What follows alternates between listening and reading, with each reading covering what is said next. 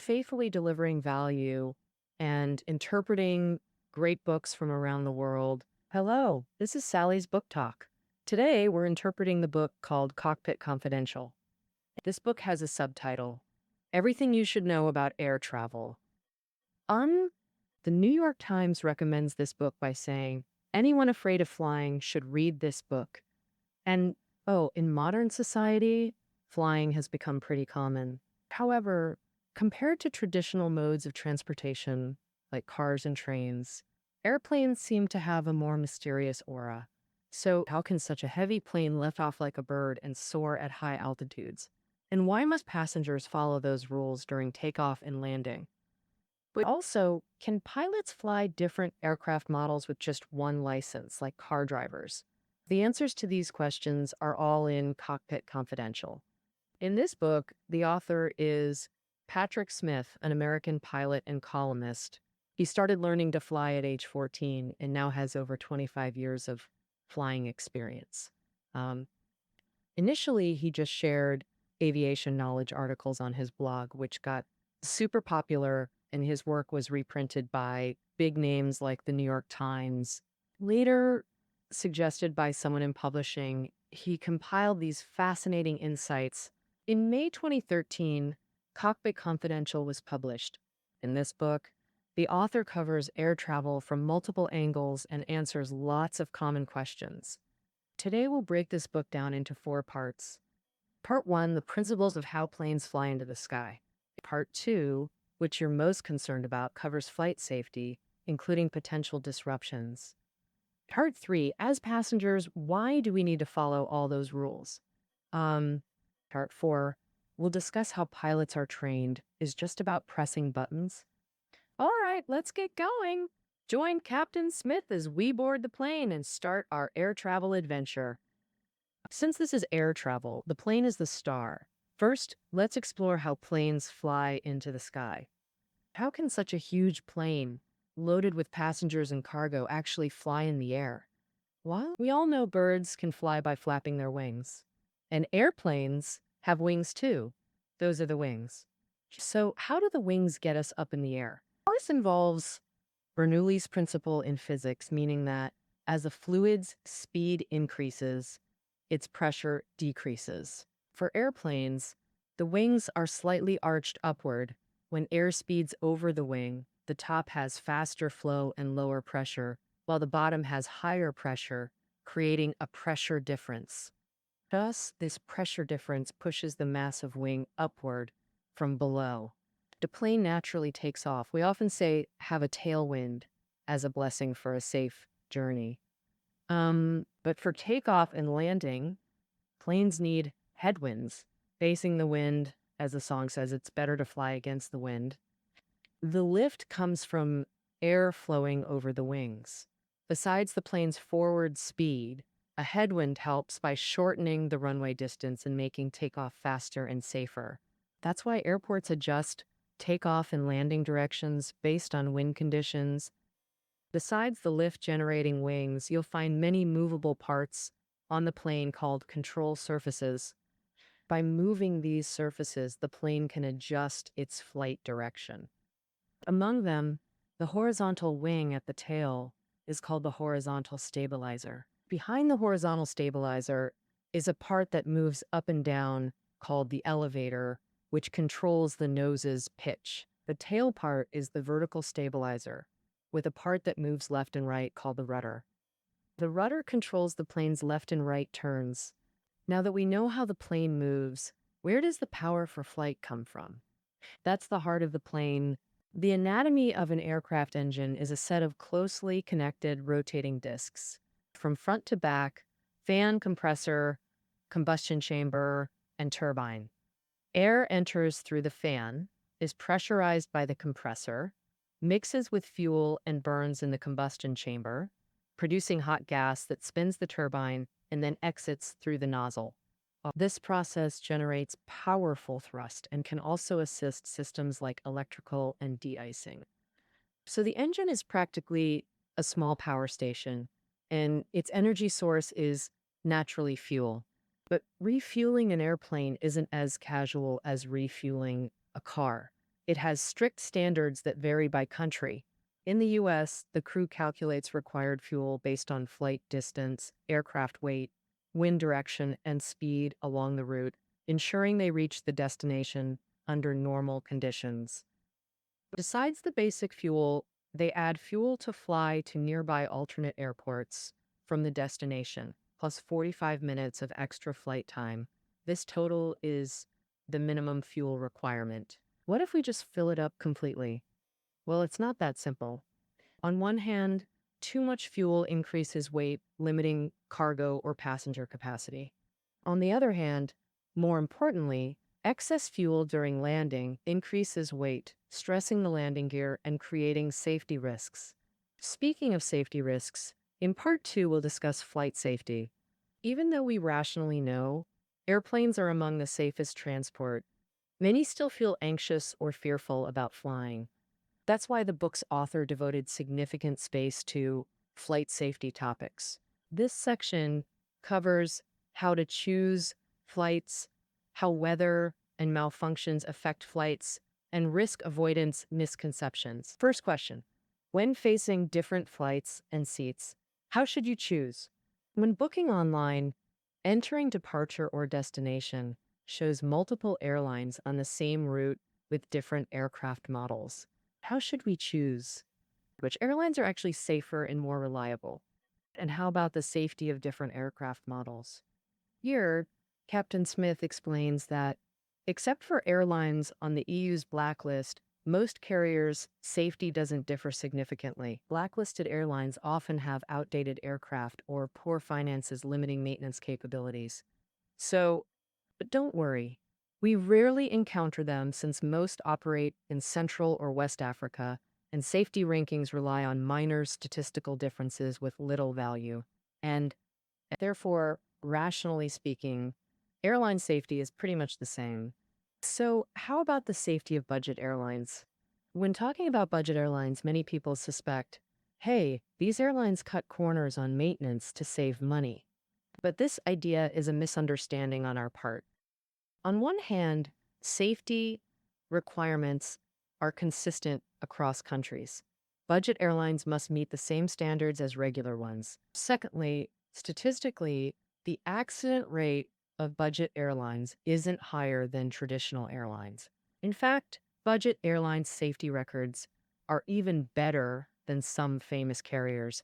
As for which aircraft model is safer and more reliable, the answer is also pretty much equally safe, because every passenger aircraft must pass a series of airworthiness safety certifications before commercial operation. So for your next air travel planning, factors like price, service, quality, and flight times are what you should really consider. Some friends might ask, when choosing seats, is there anything special to know?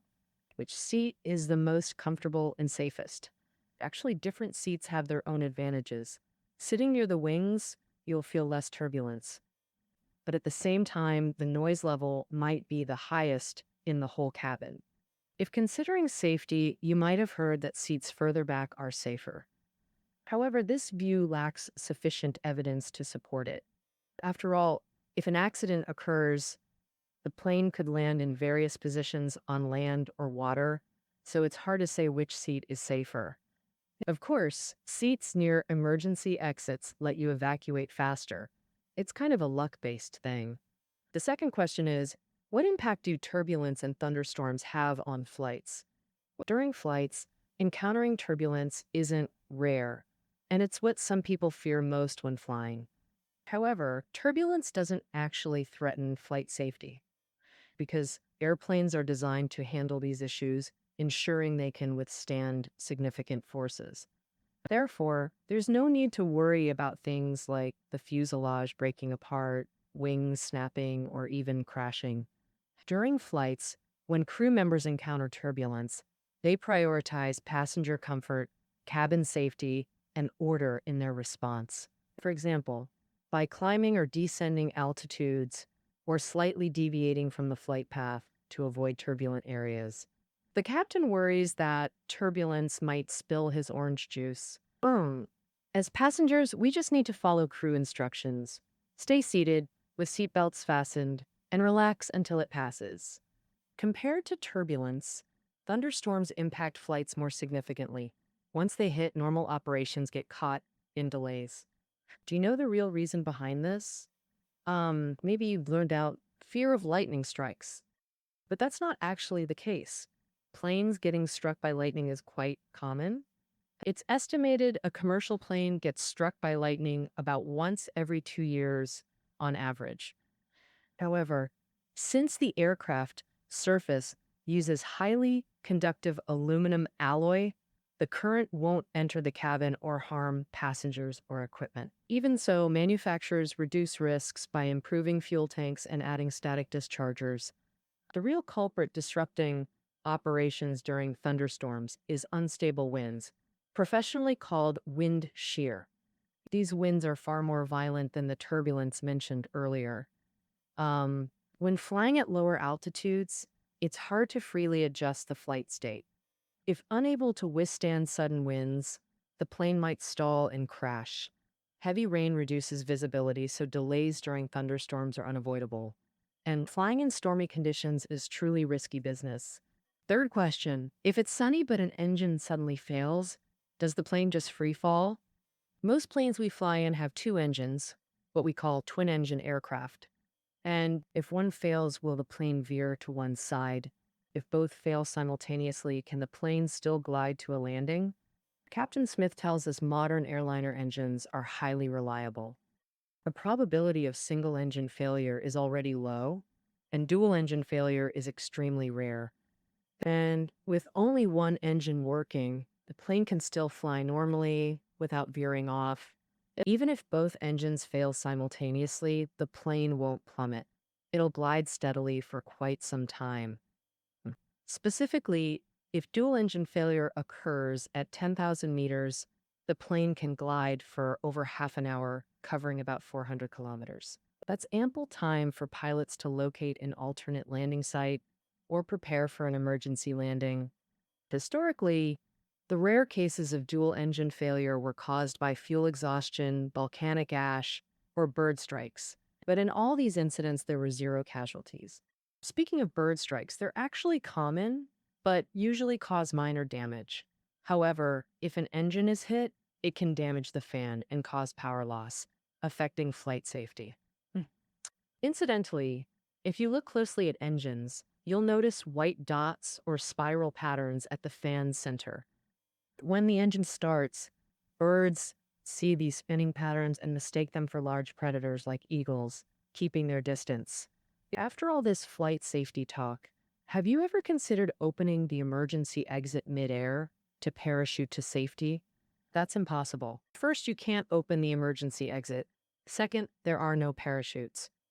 During high-altitude flight, it's absolutely impossible to open any cabin door, including emergency exits. Though designs vary by aircraft, some open like car doors, some slide outward, others flip upward.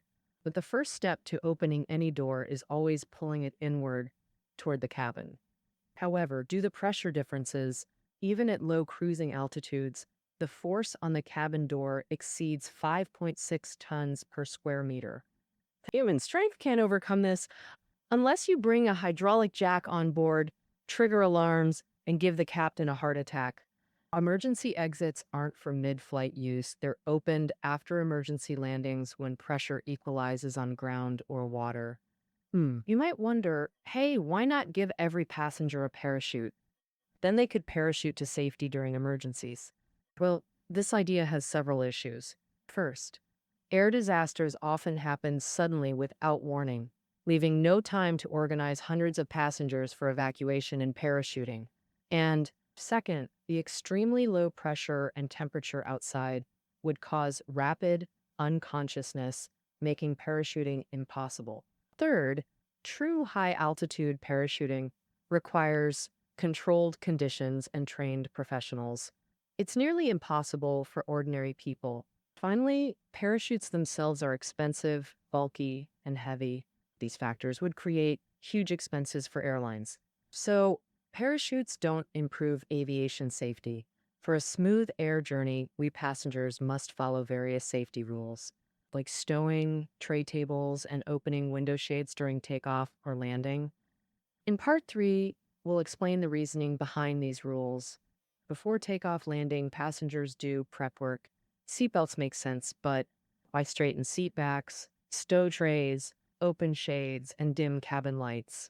Actually, these actions prepare us for potential emergencies.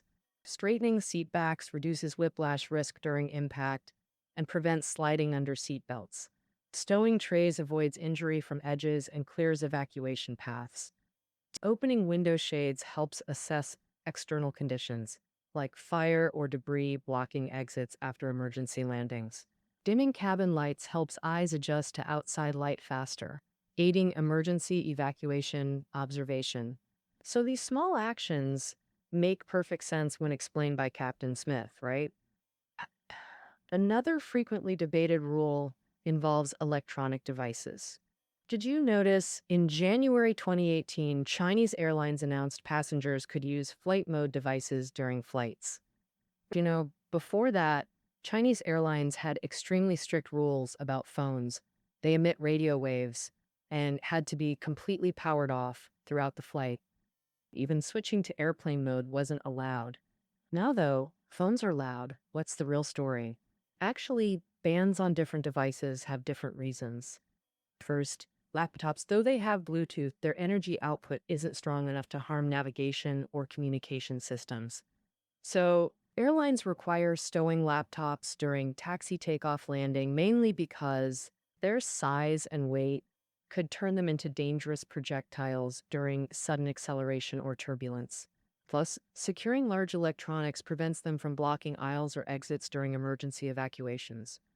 Well, tablets face fewer restrictions. Most airlines allow their use even during takeoff and landing. In fact, to save energy and reduce crew baggage weight, many airlines now use tablets instead of heavy paper manuals. Finally, the controversial phone, treated differently. The main reason? Phones emit far stronger radio waves than tablets or laptops. Modern aircraft rely on precise radio signals for communication and navigation. So, could phone signals interfere with aircraft systems and threaten safety? The most accurate answer, theoretically possible, but 90% unlikely. This issue can't be definitively proven or disproven. So, initially, for maximum safety, airlines mandated full power off. But as phones became ubiquitous and flight attendants can't enforce shutdowns, it's estimated over half of phones in flight remain powered on. In the US alone, over 1 million phones fly daily with zero confirmed interference-related accidents. And modern aircraft have increasingly robust fault tolerance. In other words, even if minor interference occurs momentarily, it won't cause serious consequences. Thus, phone use on planes is gradually being permitted.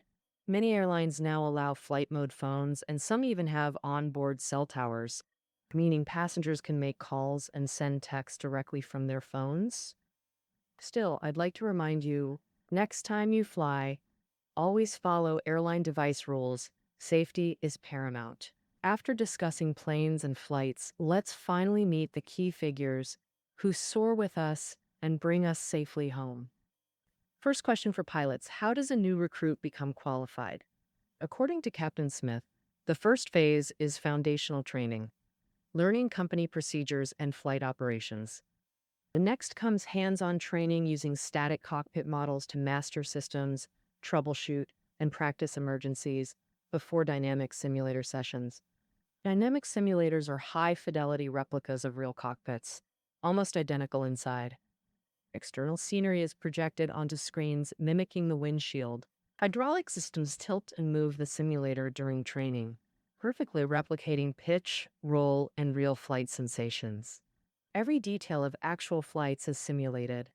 This is the most crucial training phase. Passing simulator tests allows trainees to join crews for real flights under senior instructors' supervision. Can pilots fly different aircraft models, like drivers switch cars? The answer is generally no. Because different models have distinct characteristics and operating methods, differences are even greater between aircraft from different manufacturers. For example, A Boeing 757 pilot entering an Airbus A320 cockpit might not even figure out how to start the engines, the most basic operation. So, transitioning between aircraft types requires extensive training and new certification. But manufacturers now design cockpits more similarly to reduce training costs and improve efficiency. Now, for instance, Airbus A330 and A340 share the same type rating, so pilots certified for either can fly whichever aircraft the airline assigns. Though many see pilots as cool professionals, some claim modern jets fly themselves with just minutes of manual control. An extreme version, even a monkey could take off and land a plane. So, what's the truth?